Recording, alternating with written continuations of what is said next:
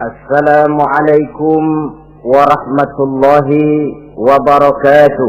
Waalaikumsalam warahmatullahi wabarakatuh. Bismillahi walhamdulillah. Wassalatu wassalamu ala sayyidina rasulillah, sayyidina wa maulana Muhammad ibn Abdullah wa ala alihi wa sahbihi wa mawalah. أما بعد سبحانك لا علم لنا إلا ما علمتنا إنك أنت العليم الحكيم لا حول ولا قوة إلا بالله العلي العظيم. Saudara-saudara kaum muslimin rahimakumullah, ada 3 perintah Allah yang berangkai dalam Al-Quran yang menurut para ulama tidak diterima yang satu apabila yang lain tidak dikerjakan. Di antaranya ayat aqimus shalah wa atuz zakah. Yang kedua ati'ullaha wa ati'ur rasulah. Dan yang ketiga ayat anishkurli wali walidaika. Perintah ini merupakan perintah yang berangkai. Aqimus shalah wa atuz zakah. Dirikan salat dan bayar zakat. Artinya tidak diterima salatnya orang yang tidak membayar zakat, dan tidak diterima zakatnya orang yang tidak mendirikan salat. Perintah ini berangkai pada saat salat dikerjakan, zakat apabila sampai haul dan nisabnya harus dibayarkan. Begitu juga pada ayat ati'ullaha wa ati'ur rasul. Taatlah kamu kepada Allah dan taatlah kamu kepada Rasul. Tidak diterima taat kepada Allah kalau membelakangi Rasul, dan tidak diterima mentaati Rasul kalau tidak mentaati Allah. Keduanya berangkai dan tidak terpisahkan satu dengan lainnya. Taat kepada Allah artinya harus taat juga kepada Rasul. Mengamalkan Quran artinya juga harus dengan mengamalkan sunnah.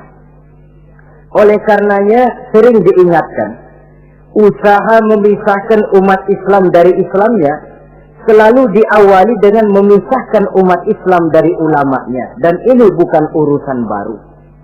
Sejak zaman dahulu, orang-orang yang anti kepada Islam selalu berusaha memisahkan umat Islam dengan Islamnya. Caranya pertama dipisahkan umat dari ulama. Kalau cara ini berhasil, mereka masuk kepada tingkat yang kedua, ditanamkan keraguan kepada sunnah. Kalau cara ini pun juga mereka berhasil, masuk kepada bagian ketiga yang terpenting, menanamkan keraguan kepada Al-Quranul Karim. Kalau umat sudah meragukan Al-Quranul Karim, maka tidak ada lagi yang bisa diharapkan. Oleh karena itu, ati'ullah dan ati'ur rasul tidak bisa dipisahkan satu sama lain. Apabila kita mengamalkan ajaran Quran, seiring dengan itu kita juga harus menegakkan sunnahnya. Adapun ayat yang ketiga yang merupakan perintah berangkai ini, anishkurli wali walidaika, kata Allah. Hendaklah engkau bersyukur kepadaku dan bersyukur kepada ibu bapakmu. Bersyukur kepada Allah tapi tidak bersyukur kepada ibu bapak tidak diterima. Bersyukur kepada ibu bapak tapi tidak bersyukur kepada Allah juga ditolak. Oleh karenanya keduanya tidak bisa terpisahkan satu sama lain. Orang yang pandai bersyukur kepada Allah, dia harus pandai juga bersyukur kepada ibu dan bapaknya. Bersyukur kepada ibu bapak artinya berbakti kepada kedua orang tua kita. Kalau kita perhatikan, dan inilah pokok yang akan kita bicarakan pada pertemuan ini, soal berbakti kepada ibu dan bapak. Kalau kita perhatikan, kedudukan kedua orang tua dalam Al-Quran itu tinggi sekali. Kita baca misalnya dalam surah Al-Isra ayat 23. Di sana menjelaskan, wa qada rabbuka alla ta'budu illa iyyahu wa bil walidaini ihsana. Dan Allah Tuhanmu telah memutuskan, telah menetapkan, jangan kamu menyembah selain daripadanya dan berbaktilah kepada kedua orang tua. kita perhatikan tertibul kalimat atau tertib urutan kalimat dalam ayat ini. Pertama, jangan menyembah selain kepada Allah. Yang kedua, berbakti kepada kedua orang tua. Allah, setelah itu kedua orang tua. Begitu tinggi kedudukannya sampai dirangkaikan dengan kewajiban menyembah hanya kepada Allah. Sesudah itu apa? Wabil walidaini ihsana, berbakti, berbuat baik kepada ibu dan bapak. Lalu dalam surah An-Nisa ayat 36 kita temukan wa'budullaha wa la tusyriku bihi syai'a wa bil walidaini ihsana. Sembahlah Allah, jangan engkau sekutukan ia dengan sesuatu pun, dan berbuat baiklah kepada kedua orang tuamu. Lagi-lagi di sini perintah bertauhid, perintah menyembah hanya kepada Allah dirangkaikan dengan perintah berbakti kepada kedua orang tua. Dalam kehidupan sehari-hari, biasanya perintah penting lahir pertama. Perintah penting kedua lahir pada urutan kedua. Dari segi prioritas kita bisa melihat tingginya kedudukan kedua orang tua kita di dalam kehidupan ini. Lalu orang tua adalah bapak dan ibu. Keduanya mempunyai peranan yang sangat besar sejak lahirnya kita ke alam dunia ini sampai kita meningkat menjadi anak-anak, remaja, dewasa. Bapak misalnya kita lihat sibuk mencari nafkah. Ia pergi pagi, pulang sore, peras keringat, banting tulang. Karena cita dan harapan agar anaknya kelak hidup lebih baik dari dia sekarang ini. Dan untuk itu dia rela peras keringat, banting tulang. Seolah-olah dia berkata, ayahmu biarlah kaki jadi kepala, kepala jadi kaki, asal kau kelak jadi orang.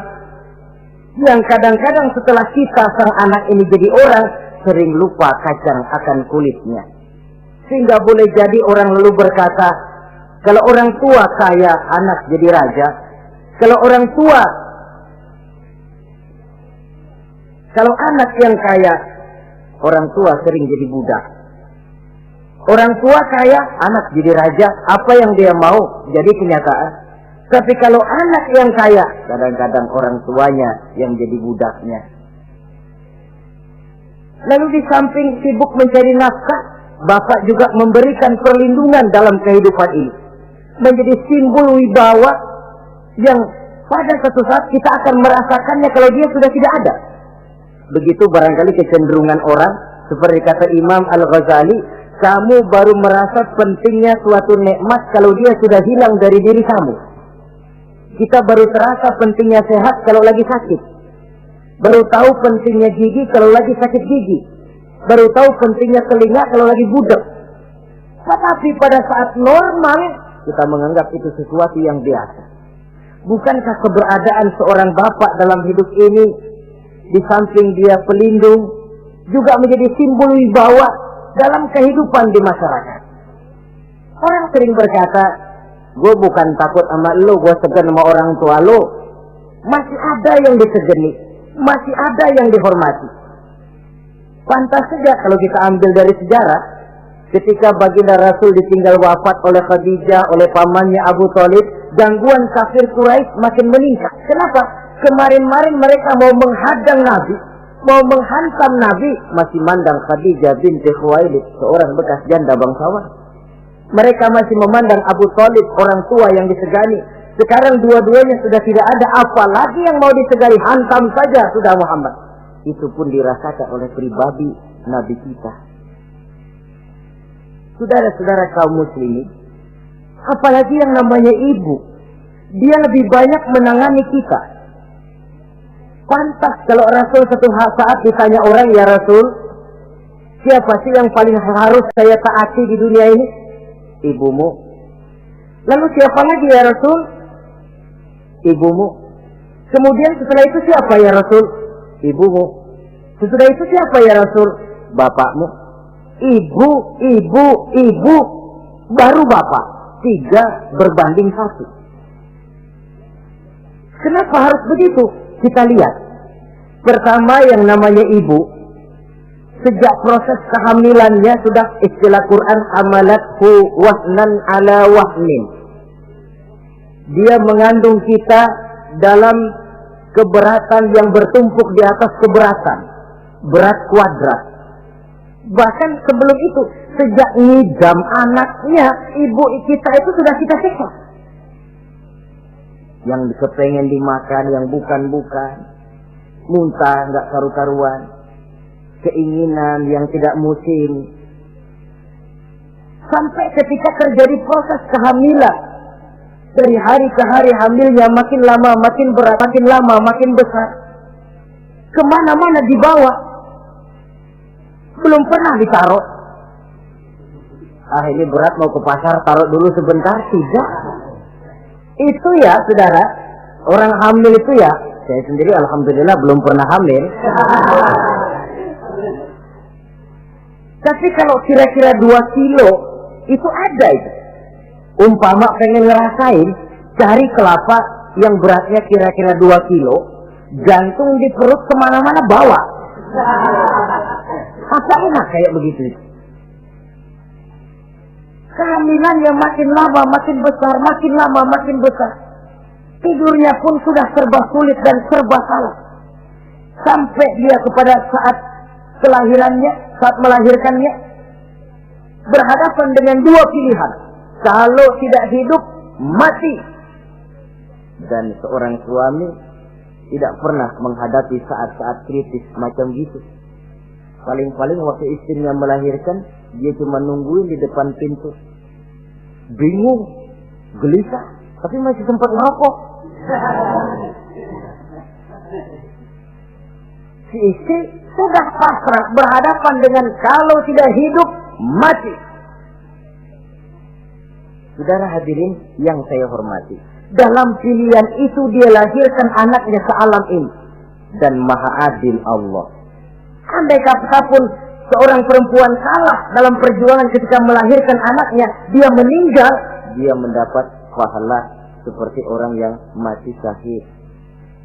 Sebab orang mati syahid itu ada 3 macam. Ada syahid dunia akhirat. Ini orang yang pergi perang membela agama, niatnya karena Allah, dia gugur di medan perang, syahid dunia akhirat. Tidak usah dimandikan, dikafankan, disolatkan, dikubur dengan pakaian yang dia pakai, yang berlumur darah itu. Yang kedua, ada orang mendapat syahid akhirat. Artinya, mendapat pahala seperti pahalanya orang yang mati syahid. Tetapi jenazahnya tetap wajib diurus seperti biasa. Dimandikan, dikafankan, disolatkan. Hanya pahalanya seperti pahala orang mati syahid. Siapa mereka? Al-Gharib. Orang yang mati tenggelam, kelelep di kali, itu mati syahid, syahid akhirat. Apalagi sahibul hadmi, orang yang tertimpa benda keras secara mendadak, mati syahid, syahid akhirat. Di dunianya tetap wajib diurus seperti biasa. Saudara lagi jalan enak-enak ketiban batu 2 ton, mati, mendapat pahala syahid, syahid akhirat. Tapi jangan diniatin. Kalau diniatin, saya mah pilih selep aja dah.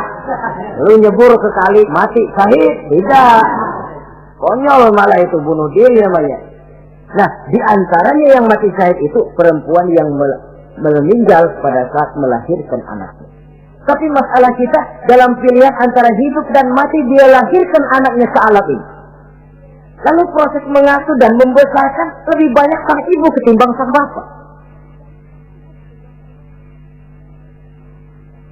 Tengah malam, bapaknya sudah asyik rela, si ibu masih saja berkutat dengan anak bayinya. Dibungkusnya pakaian, si anak pun pipis, digantinya itu. Setelah itu digaganya juga dari gigitan nyamuk. Sehingga pepatah bilang, kasih ibu sepanjang jalan, kasih anak sepanjang galah. Ini berarti bahwa bagaimanapun upaya hendak menebus jasa daripada ibu, memang sulit untuk tersebut. Oleh karenanya, saudara-saudara, pantas saja kalau Nabi sampai 3 kali ibumu, ibumu, ibumu, setelah itu bapakmu. Nah, oleh karenanya, apa sebenarnya kewajiban seorang anak kepada kedua orang tuanya? Dengan kata lain, bagaimana kita berusaha untuk berbakti kepada ibu bapak ini? Di dalam kitab Tanbihul Ghafilin ada dijelaskan lil walidi 'alal waladi asaratu huquqin. Orang tua mempunyai 10 hak terhadap anaknya. Dengan kata lain, kewajiban anak kepada orang tuanya ada 10. Pertama, at-ta'am in ihtaja. Memberikan kedua orang tua makan kalau dia keduanya memerlukan makanan. Malah yang lebih ideal dia usahakan agar makanan yang diberikan kepada kedua orang tuanya lebih baik dari yang dia makan sendiri. Kita kadang-kadang beli juga kue, buahan, tapi kita sortir dulu. Rambutan yang kontes-kontes kasih babak sono. Saudara hadirin yang saya hormati, suatu saat Nabi Musa pernah memohon kepada malaikat Jibril, "Ya Jibril, tolong tunjuki siapa kira-kira teman saya di surga nanti." Lalu Jibril mohon kepada Allah, Allah memberitahu Jibril kasih tahu Musa, temannya di surga nanti tukang daging di pasar, jualannya di pojok ano, parasnya begini-begini, semin. Nabi Musa ingin tahu apa keistimewaan tukang daging ini, kok akan jadi teman saya di surga nanti. Dia samperin, "Assalamualaikum." "Waalaikumsalam." Lalu kenalan. Setelah datang waktu pulang, Nabi Musa ikut ke rumah tukang daging ini. Diambil daging, sampai di rumahnya, itu daging dia rebus. Dia rebus, matang, dia hidangkan kepada ibunya yang sudah tua renta. Disuapinya ibunya. "Tiap hari kamu kerjakan ini?" "Tiap hari," kata si anak tadi. "Saya beri makan kedua orang tua ibu saya yang sudah tua renta itu." Si ibu setelah disuapin oleh anaknya berdoa, "Allahumma ja'al ibni jalisa Musa fil jannah." Ya Allah, jadikanlah anak saya ini teman Nabi Musa di surga nanti. Amalan si anak cuma nyuapi ibunya, tapi doa ibunya itu yang dijawab dan diterima oleh Allah. Si ibu berdoa, "Ya Allah, anak saya ini jadikan teman Nabi Musa di surga nanti." Allah kabulkan doa ibu yang tiap hari disuapi diberikan makan oleh anaknya. Jadi taruhlah kita sebagai anak ini, ibadah kita barangkali menyebabkan doa kita belum begitu diterima oleh Allah. Permohonan kita barangkali masih nyangkut di langit. Tapi jika kita bisa menyenangkan hati ibu bapak kita yang mendoakan kita, insya Allah makbul. Sebab orang tua itu doanya makbul, sumpahnya juga manjur. Kalau ibu sudah berkata, "Nak, air mata yang tertumpah terurai untuk mengasuh dan membesarkanmu, nak. Air susu ibu yang kau minum sampai kau tumbuh menjadi dewasa semacam ini, seluruh cucuran keringat dan jerih payah ibu rela, nak. Mudah-mudahan kau jadi orang berguna. Insya Allah hidup ada berkahnya." Tapi kalau hati orang tua sudah masgul, apalagi sampai keluar sumpahnya, banyak legenda-legenda, entah itu yang namanya si Malin Kundang, anak durhako, entah itu riwayat-riwayat lain yang menjelaskan bahwa tidak ada keberkahan yang bisa tegak tanpa doa dari ibu dan bapak. Saudara-saudara kaum muslimin yang saya hormati, memberikan makan kepada kedua orang tua. Sekarang kalau kedua orang tua mampu bagaimana? Tidak jadi soal. Tidak jadi soal orang tua mampu atau tidak kita mengirimkan makanan. Apalagi kalau orang tua kita sudah lanjut usianya, iyalah kalau umur 40-50 tahun masih bisa makan sendiri. Tapi pada saat saudara yang berbahagia dikaruniai orang tua berumur panjang, 70, 80, 90 tahun, sesuai dengan janji Allah, "Wa man nu'ammirhu nunakkishu fil khalqi." Siapa yang kami panjangkan umurnya, kami kurangi bentuk kejadiannya. Artinya berkurang nikmat Allah itu. Panjang umur, nikmat berkurang. Artinya mata sudah lamur, pikiran sudah rada pikun. Nunakkishu fil khalqi. Berkurang kejadian asalnya itu. Kesempurnaannya sudah tidak ada lagi. Mengurus orang tua macam begitu memang kalau nurutin pegelnya ya makan nasi. Kadang-kadang karena pikun pagi-pagi pengen kita beli es puket, makan. Lagi zaman susah tukang bubur kepengen makan bubur. Tapi di situ ujian. Begitulah dahulu orang tua kita melayani kita dikala kita belum masih merah, belum bisa berbuat apa-apa, belum punya pilihan, tapi mereka sabar, mereka ikhlas. Tidak sabarkah kita? Tidak ikhlaskah kita di hari tua mereka? Kita mengasuh dan melayani mereka. Kadang-kadang karena rewel, anak kelepasan omong, udah tua, rewel aja. Hancur hatinya. Dalam keadaan tidak berdaya, mendapat kata yang tidak enak lagi dari anak-anaknya. Saudara hadirin yang saya hormati, jadi soal orang tua mampu atau tidak memberi makan, itu bukan soal, tapi kewajiban anak memberikan makan kepada kedua orang tuanya. Ini kewajiban yang pertama. Kewajiban yang kedua, al-khidmatu ilah saja. Al-khidmah artinya berbakti kepada ibu dan bapak. Satu hari ketika kumpul dengan para sahabat, Nabi pernah berpesan kepada Sayyidina Umar bin Khattab radhiyallahu anhu. Umar, saya ya Rasul, nanti kalau kamu sempat datang ke kota Madinah, Umar, cari anak muda yang bernama Uwais Al-Qarni dan kau minta didoakan olehnya. Sayyidina Umar heran. Ini yang menyuruh Rasul. Padahal Rasul doanya mustajab. Dan lagian masih banyak orang-orang tua. Kenapa kalau datang ke Madinah suruh cari anak muda namanya Uwais Qarni dan minta didoakan olehnya? Apa keistimewaan Uwais Al-Qarni ini?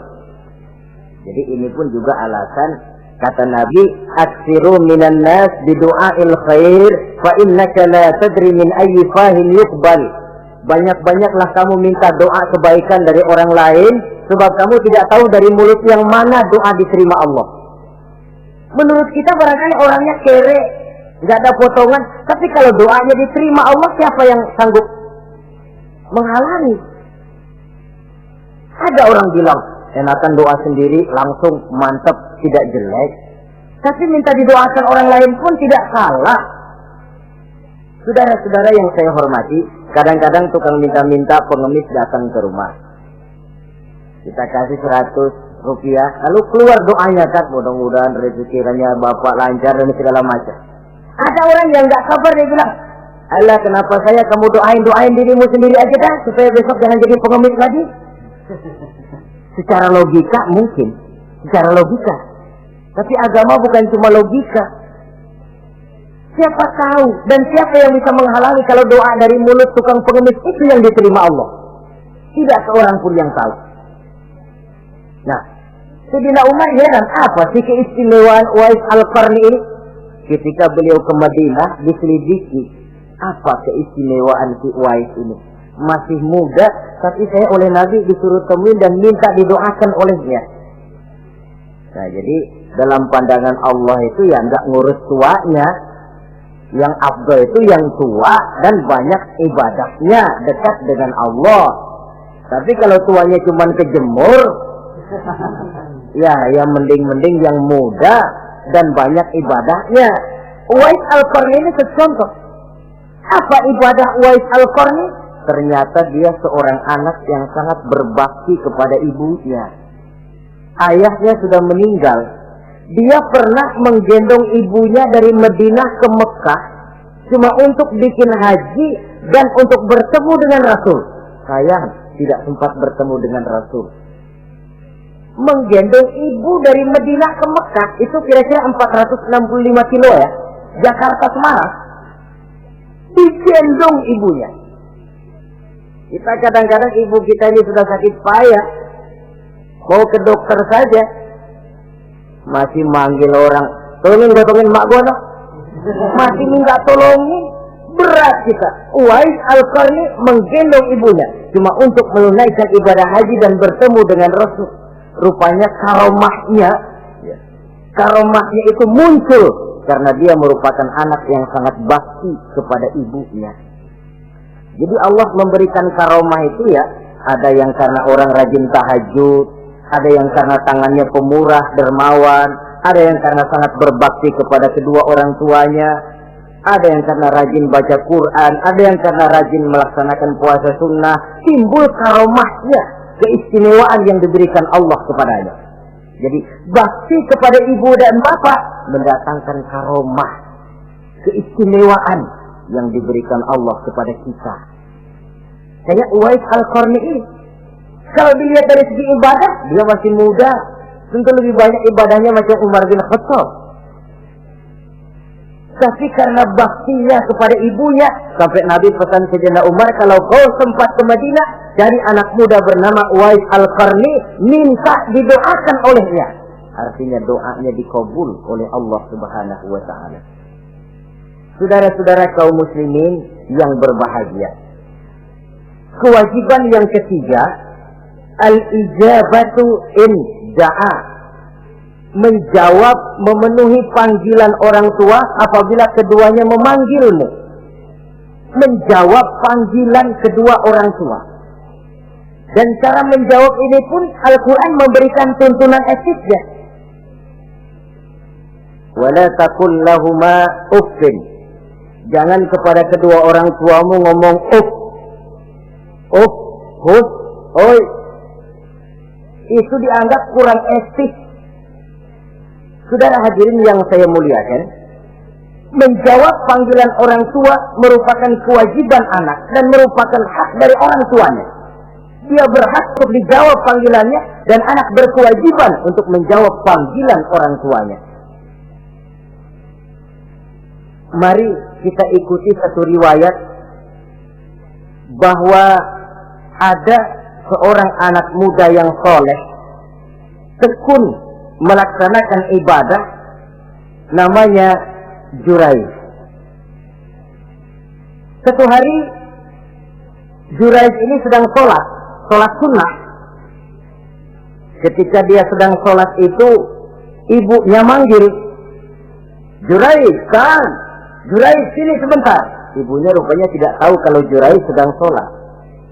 Mendengar panggilan ibunya, Jurayj bimbang dalam hati. Allahumma ummi am sholati. Ya Allah, sembahyang saya terusin atau panggilan ibu yang saya jawab? Saya sholat sunnah, tapi menjawab panggilan ibu wajib. Mana ini? Bimbang. Dia, ibunya manggil lagi, Jurayj ta'ali, Jurayj sini. Makin bimbang. Allahumma ummi am sholati. Ya Allah, yang mana? Sholat terus atau menjawab panggilan ibu?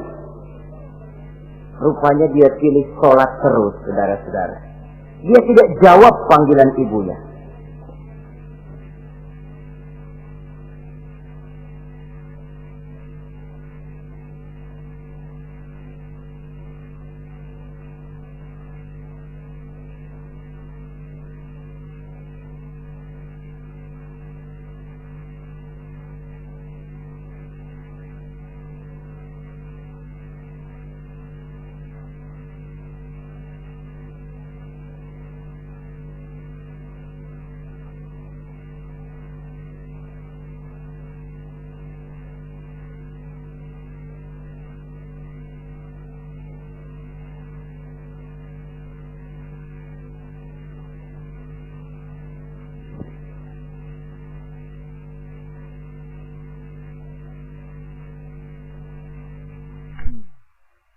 Karena panggilannya tidak dijawab ini, mangkal rupanya hati sang ibu.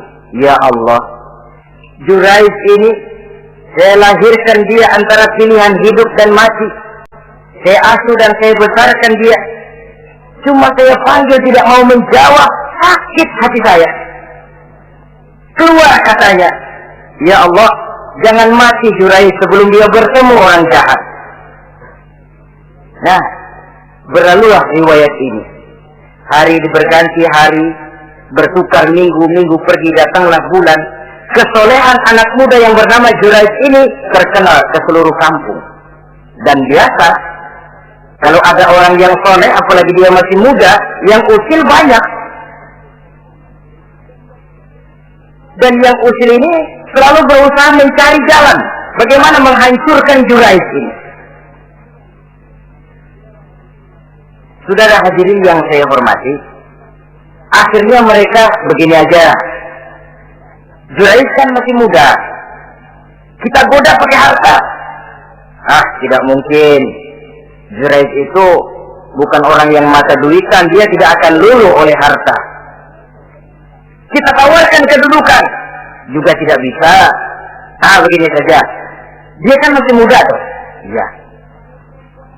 Umpanin perempuan aja dah. Kirim cewek yang agak kece.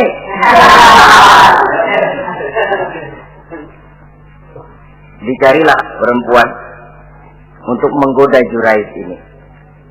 Sampai satu malam Jurais sedang ibadah di mihrab dalam masjid, masuk perempuan ini dengan langkah gemulai, dengan suara merdu mendayu-dayu, mencoba merayu, membujuk, memperdaya, mempesona Jurais. Tapi enggak kena.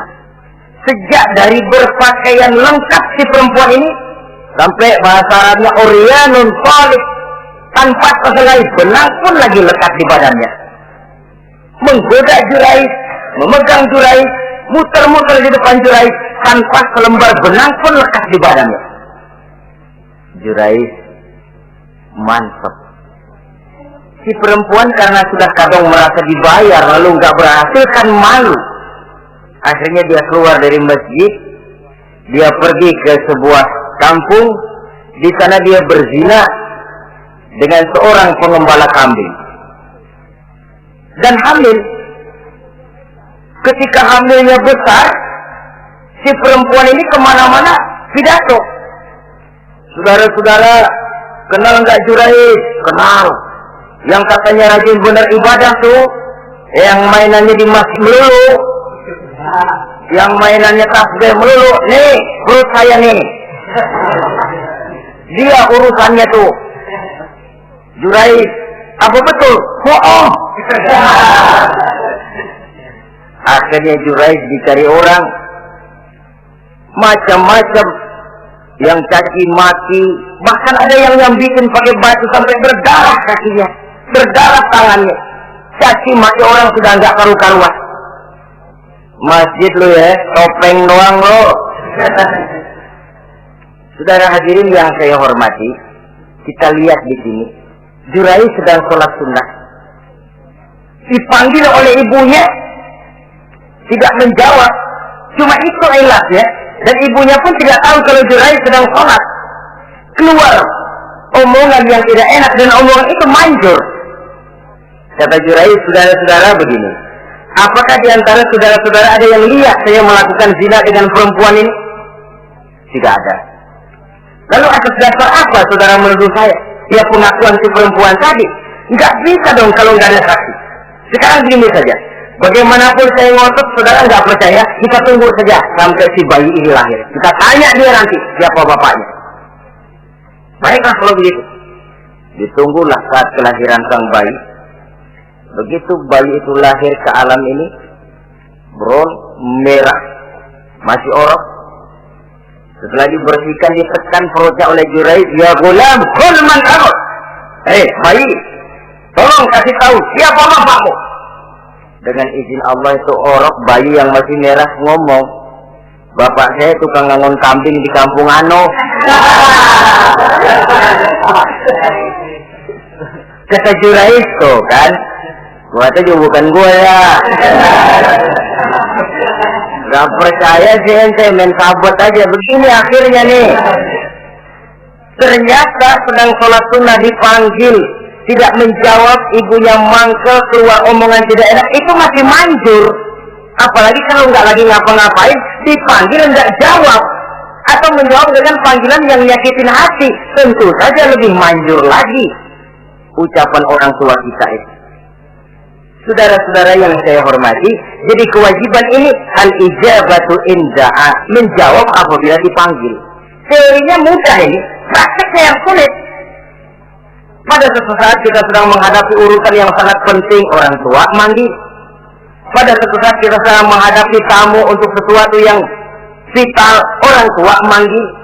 Pada saat semacam itu, seperti ada hadis, tuan rumah wajib menghormati tamu, itu sih mudah dalam situasi normal. Tapi coba malam kita sudah nggak tidur, begitu mau tidur baru mau ngeliat assalamualaikum tamu. kondisi begini untuk mengamalkan hadis tadi bisa atau tidak menghormati tamu dalam kondisi yang memang kita ini sudah mestinya istirahat. Mestinya kan hati kita, kamu nggak tahu diri banget, gue mau tidur. Datang. Kalau kondisinya normal, menghormati tamu bukan sesuatu yang sulit. Begitu juga menjawab panggilan orang tua ini. Kalau kondisinya normal, mudah. Tapi dalam kondisi di mana kita berhadapan dengan pilihan ini atau ini, di situ akan kelihatan bakti anak kepada kedua orang tuanya. Yang keempat, kewajiban anak al-ita'atu in amara ghairi maksiyatin. Taat kepada ibu bapak sepanjang perintahnya tidak untuk maksiat kepada Allah. Kalau sudah perintahnya untuk maksiat, gugur kewajiban untuk taat. Umpamanya ada orang tua ngajak anaknya, nah, Om, warung pojok yuk, ngapain Pak? Kita teler. Umpama, anak tidak wajib taat. Atau ada orang tua musyawarah sama anaknya, nah, gimana kalau kita pindah agama saja? Tidak wajib taat. Sepanjang perintah itu tidak untuk melakukan maksiat kepada Allah, anak wajib taat. Dan jangan lupa, kewajiban taat kepada kedua orang tua di bawah kewajiban taat kepada Allah dan Rasulnya. Allah dan Rasulnya, setelah itu ibu bapak. Apabila perintah tidak untuk melakukan maksiat, maka anak wajib untuk melakukan taat kepada kedua orang tuanya. Ini kewajiban yang keempat. Apatah lagi kalau cuma sekedar diperintah ngaji, diperintah sekolah, diperintah melakukan membantu pekerjaan yang ada di rumah.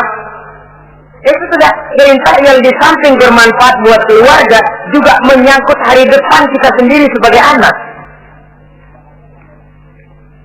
Kadang-kadang memang kita mengukur dari sudut kepentingan kita tanpa melihat jauh ke depan.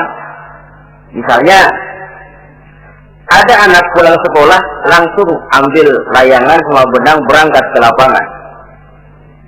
Orang tua, karena melihat jauh ke depan, anak ini lelahnya belum hilang. Dipanggil, nak, pulang nak, jangan main layangan, sini dulu kau istirahat, makan, sholat, tidur siang nak, nanti bangun dulu barulah main.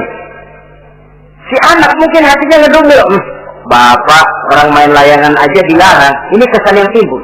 Orang main layangan saja kok dilarang. Padahal larangan ini adalah untuk kemanfaatan dan kemaslahatan si anak itu sendiri. Tapi anak tidak mau mengerti, yang dia tahu, dia dilarang main layangan. Itu cuma karena pandangannya yang tidak jauh menerawang ke depan. Pepatah bilang, sekejam-kejamnya macan tidak ada yang makan anaknya sendiri. Artinya, bagaimanapun kondisinya, orang tua itu tidak ada yang akan sampai untuk menyengsarakan anaknya. Saudara-saudara kaum muslimin rahimakumullah. Jadi yang keempat, kewajiban untuk taat sepanjang tidak melakukan maksiat kepada Allah Subhanahu wa taala. Yang kelima, at-takallum ma'ahu bil-lin. Apabila bercakap-cakap dengan kedua orang tua, hendaklah dengan tutur kata yang lemah lembut. Wala tanharhuma wala taqul lahumā uffin wa qul lahumā qawlan karīmā. Jangan membentak, jangan uff saja, hus saja, itu sudah tercela dan tidak boleh menurut ajaran agama. Apatah lagi sampai membentak, maaf, apalagi sampai melakukan tindakan kekerasan. Menendang orang tua, na'udzubillah, summa na'udzubillah. Memukul orang tua sendiri, Allah karim. Orang tua yang menyebabkan secara zahir keberadaan dia ke alam ini, sampai hati ditendang, dipukul, dibangsat-bangsati. Tidak ada kedurhakaan yang lebih berat selain daripada kedurhakaan kepada kedua orang tua sesudah orang menyekutukan Allah. Sehingga pantas kalau Nabi memberikan vonis, ridullah fi ridul walidain wa suhtullah fi suhtul walidain. Keridhaan Allah di dalam keridhaan ibu bapak, dan murka Allah pun berada dalam kemurkaan ibu bapak. Ibu bapak ridho, Allah insya Allah ridho. Ibu bapak murka, Allah murka. Jadi kebahagiaan apa yang bisa kita tegakkan dalam hidup tanpa restu dan doa kedua orang tua kita? Si anak mungkin karena pendidikannya lebih tinggi, pengalamannya lebih luas, pergi ke mancanegara, bisa segala macam bahasa, didik secara canggih. Tapi apakah itu lalu berarti dia harus memalingkan diri dari kedua orang tuanya? Sama sekali tidak. Disinilah unsur yang namanya keberkahan. Maka sering dijelaskan orang tua adalah keramat hidup. Kita sering ziarah. Ya kadang-kadang kalau yang diziarahi kiai ya lumayan. Kadang-kadang yang diziarahi dukun yang sembahyang aja enggak. Cari mbah ano, cari ambah ano, cari keramat ini, cari keramat itu. Dan jangan lupa di beberapa daerah yang namanya kiai itu ya, yang disebut kiai bukan cuma orang yang ngerti agama. Ya kalau saudara ke keraton Jogja mana segala gerobak namanya kiai. Iya toh, kereta kencana itu. Degung namanya kiai. Lalu jangan lupa itu. Misi Zending pertama namanya juga Kiai Hadrak itu. Kiai, tapi misi Zending. Lalu di sana itu Kiai itu panggilan untuk yang dipertua. Kita ziarah cari keramat Mbah Buyut, Mbah Sapu Jagat, Mbah Brojo, macam-macam Mbah. Tapi kita lupa di rumah kita ada keramat hidup. Siapa itu? Ibu bapak kita. Sebelum jauh-jauhlah berziarah ke tempat-tempat yang lain, di rumahku ada keramat yang hidup. Ibu dan bapak kita sendiri, keramat hidup. Dengan doanya, hidup jadi berkah. Tapi kalau kita sakiti hatinya, hidup ini lalu jadi sempit, jalan bagai tertutup. Maka berbahagialah seorang anak apabila dia sudah sanggup melakukan satu bakti yang bisa menyenangkan hati kedua orang tuanya. Bercakap-cakap, berbicara dengan lemah lembut. Kadang-kadang di sebagian daerah ya sudah jadi kebiasaan manggil orang tuanya pakai elu aja. Bapaknya dianggap keek. Salaman juga main kedet aja. Halo Bu. Di santu bapaknya nggak boleh mulai, main buat aja. Dari panggilan saja, saudara hadirin yang saya muliakan, sudah memberikan cermin. Sebab bahasa adalah cermin dari pribadi orang. Kalau kepada orang tua kita sendiri kita memakai bahasa yang kasar, cermin bahwa pribadi kita memang pribadi yang kasar.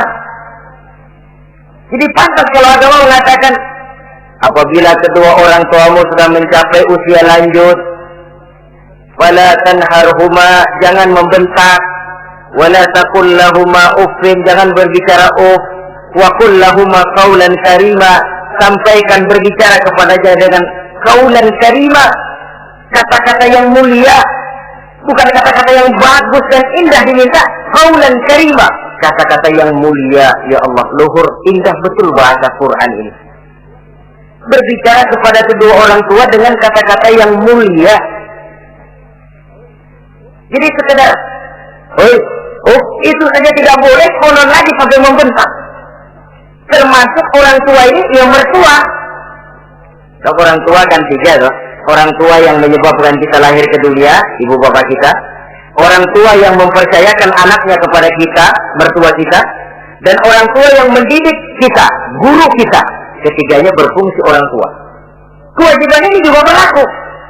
So, mertua kan cuma sekedar istilah. Pada hakikatnya dia adalah orang tua kita juga. Jangan lalu berbeda karena cuma dia bapaknya istri kita. Sama saja. Kalau kepada orang tua sendiri menghormati, lalu kepada mertua kita kurang begitu perlu, itu sudah satu sikap yang tidak adil. Tentu itu akan menyakiti hati istri. Atau kalau dia istri, akan menyakiti hati suami. Berkata dengan kata-kata yang mulia. Saudara-saudara, yang keenam, in ihtaja ilal kiswah kasahu in qadara 'alaiha. Kalau dia perlu pakaian, berikan pakaian walaupun dia sendiri mampu membeli. Nah, antarin bapak beli kacamata yuk. Ayo Pak. Sudah sampai di toko kacamata, bayar oleh anaknya. Walaupun si bapak punya duit dan si bapak yang ngajak beli, kewajiban anak bayarin. Jangan mentang-mentang bapaknya cuma minta dianterin, benar-benar nganterin. Bapaknya ngeluarin dompet cuek aja. Mana ada kembalinya Pak? Wah, kembalinya ditarik. Ya kalau anak belum punya penghasilan ya wajar. Yang kita maksud di sini, anak sudah mandiri dan punya penghasilan yang memadai bahkan mencukupi untuk membantu orang tuanya. Saudara hadirin yang saya muliakan, dan ini juga kalau memang bisa, seharusnya orang tua kita kita pakaikan yang lebih baik dari yang kita pakai sendiri. Kalau bisa, sebab nantinya sikap kita kepada orang tua kita itu akan jadi bahan bibir di masyarakat. Jangan ya, dia enak-enakan orang tuanya begitu aja ya. Mungkin di depan kita orang tidak bicara, tapi di belakang kita kok tegel ya, kok sampai hati ya. Dia enak-enakan berdiri di Menara Gading, tapi orang tuanya tiap hari kerja begitu berat. Saudara hadirin yang saya hormati, sekali lagi, di depan kita orang mungkin tidak berani bicara, tapi di belakang itu akan jadi buah bibir. Ini dari segi kita memelihara muru'ah. Yang ketujuh, al-masyu khalfuhu.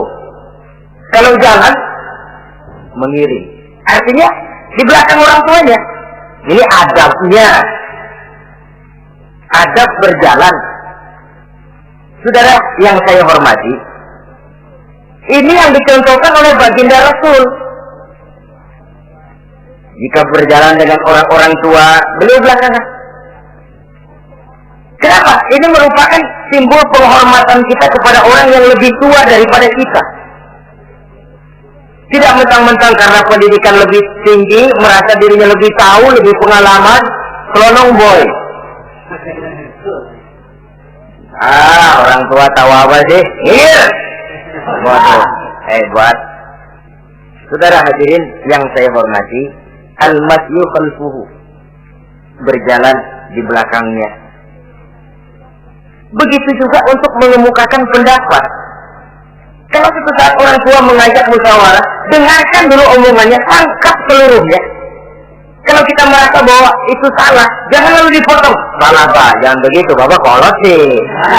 Salah, jangan. So itu akan menyakiti hatinya. Kalau hatinya terluka, itu sudah merupakan suatu dosa, melukai hati kedua orang tua. Kalau dianggap kita diminta mengemukakan pendapat, kemukakan pendapat itu. Kalau menurut saya sih begini. Dan itu memang orang tua yang bijaksana. Dia juga tidak cuma memaksakan pendapatnya, tapi juga minta pendapat dari si anak. Ada timbal balik, sistemnya komunikasi keseimbangan. Inilah makna ucapan Nabi, bukan termasuk golonganku, kata Nabi. Orang tua yang tidak sayang kepada anak muda dan orang muda yang tidak menghormati orang tua, bukan golonganku. Jadi seimbang tuh. Yang tua sayang yang muda hormat yang tua. Tapi yang tua jangan minta dihormati. Ini kewajiban orang muda, hormati. Kewajiban yang tua apa? Sayangi yang muda. Jangan mentang-mentang yang muda harus menghormati yang tua. Lalu yang tua minta dihormati, gila hormat. Doakan tuaan lo, kalau salaman sama gue cium tangan ya. Pokoknya kalau lo nggak nanya, gue nggak nanya. Mentang-mentang tua lalu pasang tarik. Tidak, mana kalau menurut tradisi Islam ya, tradisi Islam saya katakan, Nabi itu siapapun yang beliau temui, beliau yang pertama kali memberi salam. Sebab bila dua orang muslim ketemu, yang terbaik adalah yang pertama ngasih salam.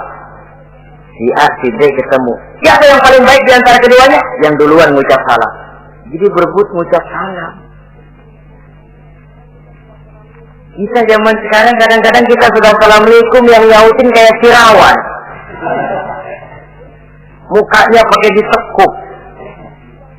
Kita sudah yang muda mau menghormati, yang tua malah gila hormat. Yang muda jangan cuma minta disayangi, tapi nggak sanggup menghormati yang tua. Sistem keseimbangan. Yang tua sayang yang muda hormat kepada yang tua. Kalau ini terwujud, nikmat kehidupan bermasyarakat ini. Kadang-kadang kan pincang, yang tua nggak sayang sama yang muda. Ada bakat-bakat terpendam yang mau maju dianggap saingan. Kalau yang begini maju rusak gua nih. Lalu diseken. Lalu yang muda pun karena merasa pendidikan lebih tinggi, pandangan lebih luas, nyelongcong jadinya. Kurang ajar sama yang tua. Timbul gap, timbul misunderstanding, salah pengertian. Kalau sudah begitu, kesatuan dan persatuan sulit diwujudkan. Maka usaha pun lalu tidak seperti yang seharusnya. Saudara-saudara yang saya hormati, yang ke-8 sekarang, kewajiban anak itu apa? Al-irfa'u lahu bima radiya li nafsihi. Mencari keredoan dari orang tua tentang sesuatu yang dia ridho. Artinya orang tua kita senang apa? Kita berusaha senang itu. Mengukur orang tua itu dengan diri. Ukurannya diri. Yang orang tua kita senang, kita berupaya senang. Orang tua kita senang ngaji, berusaha kita untuk senang hadir di majelis taklim. Orang tua kita senang baca Quran, kita juga berupaya senang baca Quran. Sebab yang paling membesarkan hati orang tua sesungguhnya tidak lain kalau dia melihat anaknya ini sesuai dengan yang dia harapkan. Oh, kalau sudah begitu orang tua itu cucuran keringatnya, peras keringat banting tulangnya, jibakunya, rasanya hilang capeknya. Kebahagiaan orang tua tidak cuma kalau anaknya jadi kaya lalu mengantarkan makan, minum, buahan, peralatan yang serba lengkap, tidak. Lebih dari sekedar itu orang tua berharap dia bisa menerima pensiunan pahala dari meninggalkan anak yang soleh. Alangkah indahnya jika orang tuanya nanti wafat meninggalkan alam ini, anak-anaknya mengurus bumi di sekelilingnya, memimpin orang tuanya membacakan syahadat, anak-anaknya juga yang memandikan, anak-anaknya yang menyolatkan, anak-anaknya yang menurunkan dia ke liang lahat, anaknya yang mendoakan. Alangkah nikmatnya orang tua macam itu. Tapi kan langka, di samping karena memang orang tua kurang mengarahkan, anak pun kurang perhatian ke arah itu. Begitu bapaknya mati, ambil mana ambil, permandiin. Akan lebih baik kalau anaknya yang mandi. Tangga panggil sembayangi, anaknya malah nonton dari jauh, enggak ikut sembayangin, mau tegel. Kenapa enggak ikut sembayangin? Ya enggak bisa sembayangin. Ya kalau macam Abu Nuwas dulu nggak bisa, masih ada akal ikut sembahyang jenazah.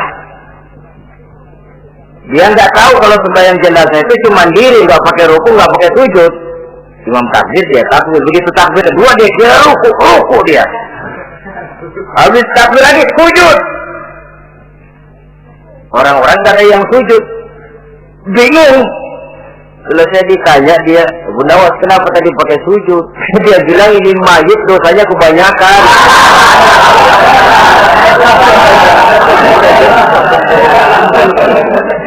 Jadi kalau nggak pakai sujud dosanya nggak diterima katanya. Dosanya nggak diampuni kalau nggak pakai sujud. Makanya saya pakai sujud. Itu sih akal-akalan. Jawaban orang kepepet namanya. Saudara hadirin yang saya hormati, baiklah ya. Yang ke-9, al-ikrahu lahu bima yakrahu li nafsihi. Membenci apa yang dibenci oleh orang tuanya. Orang tua kita enggak senang judi, jangan dekati judi. Orang tua kita enggak suka minuman keras, jangan cekek botol. Orang tua kita enggak senang kalau kita pulang sampai pagi misalnya, jangan pulang pagi. Orang tua kita enggak senang kita hanyut dalam arus pergaulan bebas, batasi pergaulan. Untuk menjaga hatinya. Tahulah kita senang, tapi di depan orang tua kita harus berusaha menjaga hati kedua orang tua kita. Ini tidak berarti bahwa di depan orang tua baik, lalu di belakang orang tua merdeka. Kalau di depan orang tua mah kalem, begitu orang tua hilang merdeka, lalu berbuat semau-maunya, tentu tidak. Lalu yang ke-10, ad-du'a lahu bil maghfirah kullama da'a li nafsihi. Mendoakan kedua orang tuanya tiap kali dia mendoakan dirinya. Ya, kewajiban anak tidak lupa tiap kali berdoa untuk dirinya, orang tuanya disertakan. Rabbighfirli wali walidayya, ampuni saya dan ampuni dosa ibu bapak saya. Pak, itu kalau orang tua masih hidup, ya. Sekarang kalau orang tua sudah meninggal, bagaimana berbaktinya? Gampang. Pertama, antasila akrabaihima, bersilaturahmi dengan kerabat yang ditinggalkan oleh orang tuanya. Jadi jangan setelah orang tua mati lalu kehabisan obor. Orang tuanya kita senang, anaknya kita benci, sama aja ngebenciin orang tuanya. Kan sering kejadian begitu. Cuma orang tuanya masih hidup, kawan medok, kawan lengket, orang tuanya udah mati, turunannya malah dimusuhin.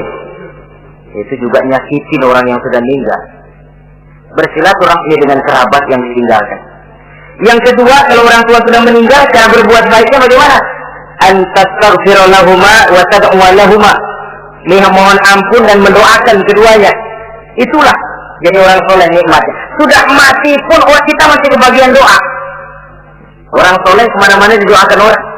Dia lagi tidur, ada yang sembahyang. Dalam tahiyat dia baca Assalamu alaina wa ala ibadillahi sholihin. Ya Allah, berikan keselamatan kepada kami dan kepada hamba-hambamu yang soleh. Ini orang yang soleh, semua orang soleh kebagian doa itu. Walaupun dia lagi tidur, tidurnya didoakan orang. Dia sudah mati, kuburnya diziarahi orang, dibacakan doa. Lain kalau bajingan, liwat di kuburannya orang soleh. Bajingan kemarin mati dipendam di sana. Lu jangan lewat sana, lu kesurupan. Liwat orang ngeri. Bagaimana lagi mau mendoakan? Yang ketiga, orang tua yang sudah meninggal itu cara berbaktinya wa anta tasaddaqu lahuma. Kalau ada rezeki, bersedekah atas nama keduanya. Pak, 100.000 untuk pembangunan masjid, saya lihat pahalanya untuk almarhum kedua orang tua saya. Insya Allah sampai. Kalau tidak sampai, Rasul tidak akan mengajarkan badal haji. Untuk apa? Diajarkan badal haji artinya amalan orang yang masih hidup ada kaitannya dengan orang yang sudah meninggal. Bersedekah atas nama kedua orang tua. Saudara hadirin yang saya muliakan, mudah-mudahan Allah menjadikan kita anak yang bisa berbakti kepada kedua orang tua kita. Amin. Ini sajalah pertemuan kita yang singkat ini. Terima kasih atas segala perhatian dan mohon maaf atas segala kekurangan. Usikum wa nafsi bi taqwallah. Wassalamualaikum warahmatullahi wabarakatuh. Waalaikumsalam warahmatullahi wabarakatuh.